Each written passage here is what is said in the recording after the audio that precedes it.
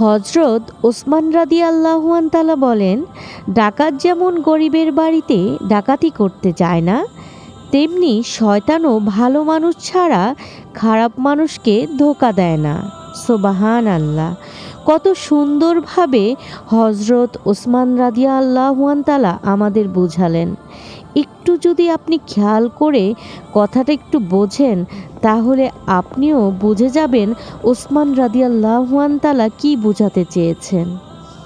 যদি কথাটা আপনাদের একটু হলেও ভালো লেগে থাকে, তাহলে অবশ্যই কথাটাকে লাইক করতে, কমেন্ট করতে, শেয়ার করতে একদমই ভুলবেন না। ভালো থাকবেন। আল্লাহ হাফেজ।